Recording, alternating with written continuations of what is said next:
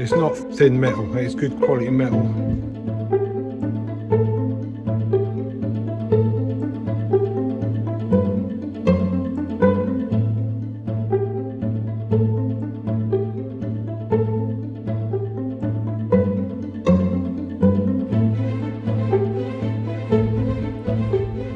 Morning guys, Thursday morning now. Another not very nice day. It's a bit breezy and it's not very warm. Those mornings when you had that frost, that was, even though it was cold, that was still nice when you're in the sun. But now anyway, we've got this Cultipress here in the background. I'm now going to give this a quick blast down. With the pressure washer, and so then we can get it in the barn and service it.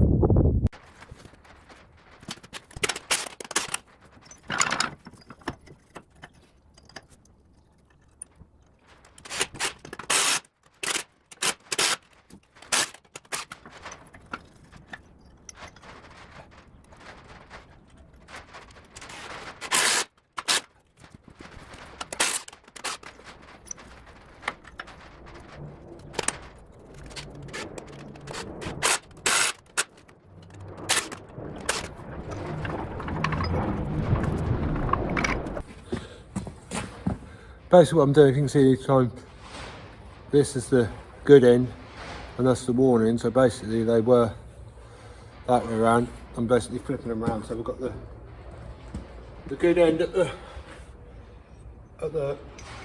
wearing point where it goes into the ground. And some of them are warm both ends, so those ones have to be repaired. And some of you people say they're not even the right tines for that. Well, they're not actually. These tines are actually, we used to have this is a Cultipress, we used to have I can't remember what the other one is. It's also a Simba. No, it's completely gone from me what it is now. It's another, and it had different points on. Someone will tell me in the comments what it was. I'll probably work it out. I'll work it out and write it in what it is. I just can't remember at the moment what it is. They're the leftover points we had from that, so we can use them.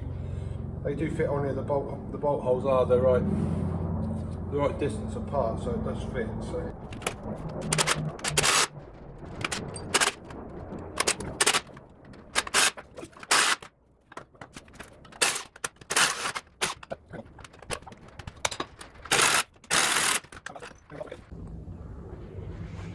It's far easier to do these bottom ones with it folded up.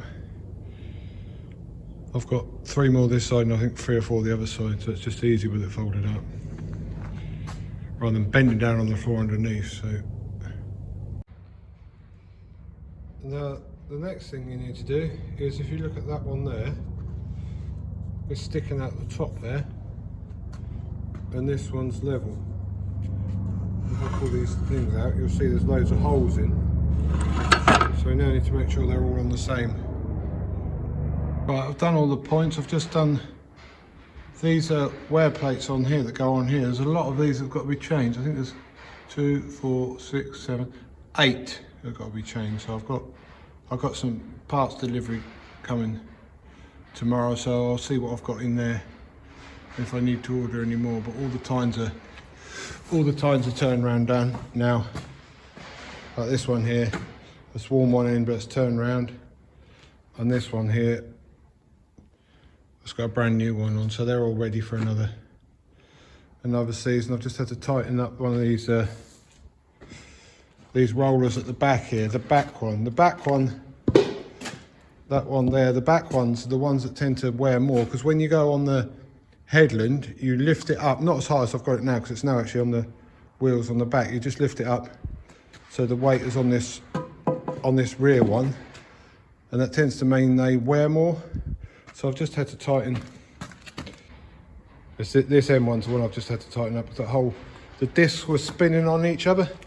And the thing is, if you're not careful with them, then these blocks in the middle here, or whatever that part is, they wear, and if you do go for too long, you can wear the centre of them discs out. So it is important to keep them tight. And obviously, if they get loose, then because these are actually called DD rings, there's a gap in between there, and they will fill up with soil.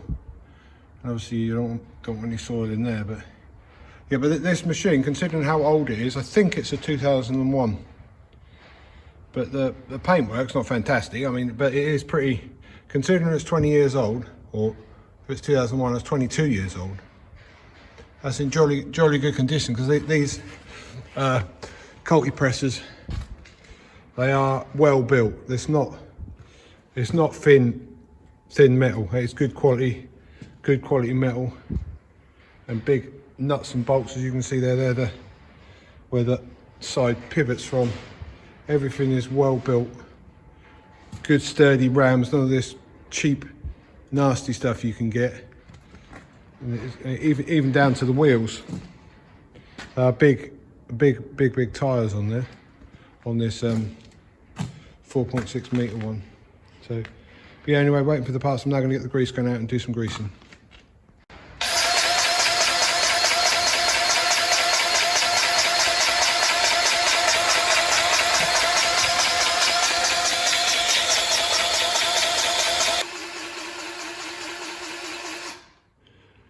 You always do the greasing after you've done the pressure washing, because you can force you sometimes get water in the joint, so you always push it out with the grease afterwards. So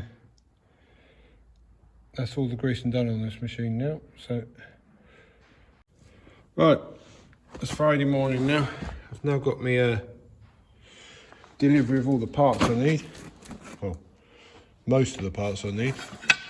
I've only got 3 of these, but I need 8 of these, and I've got the rest of the stuff here for the plough, the stay bar, and these packs are the points for the drill.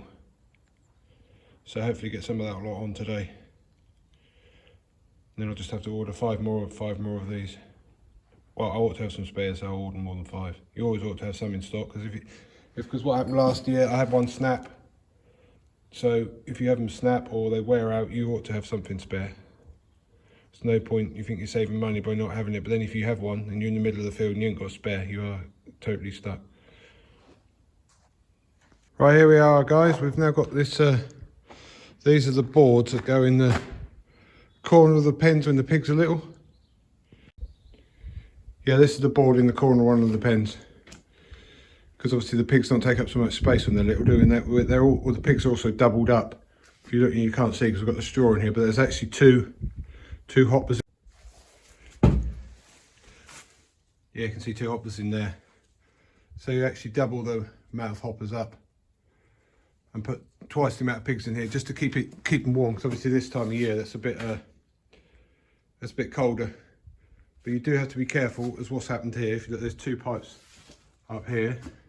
One of them, oops, down here has come out this hole in the bottom.